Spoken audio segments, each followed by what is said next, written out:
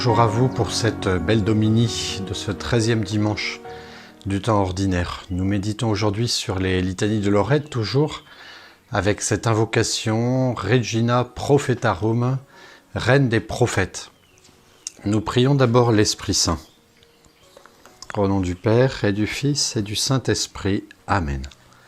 Viens, Esprit de sainteté, viens, Esprit de lumière, viens, Esprit de feu, viens nous embraser.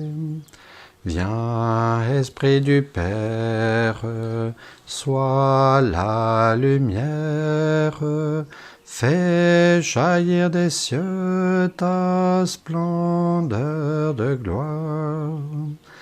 Viens, Esprit de sainteté, viens, Esprit de lumière, viens, Esprit de feu, viens nous embraser.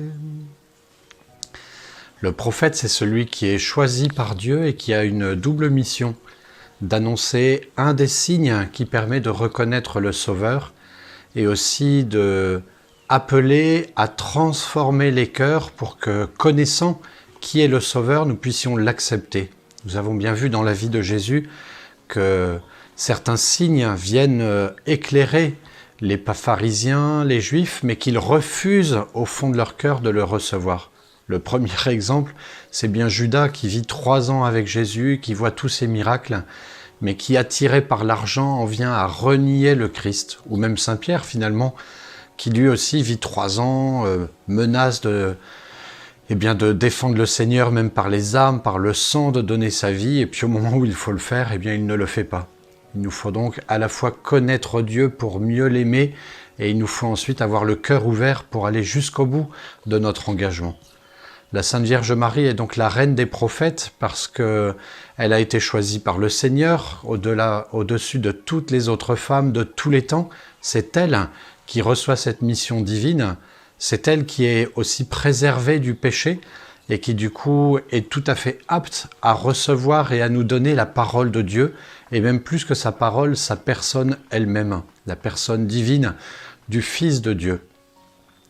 Elle annonce donc au monde en le présentant à Bethléem, et effectivement les anges viennent l'adorer, les bergers aussi du peuple d'Israël, et à travers les rois mages, toutes les nations. Elle annonce donc dès la naissance à toutes les nations qui est son Fils. Et en cela, elle est parfaitement prophète. Elle n'a pas besoin de dire grand-chose, simplement elle le fait. Et puis d'un autre côté, forcément, elle a accepté le Seigneur puisqu'elle l'a reçu, elle a été fécondée par l'Esprit Saint et elle reçoit non seulement sa personne, mais elle reçoit sa parole, qui est une seule et unique chose en la personne de Jésus. Et cette parole, elle l'intègre profondément en elle.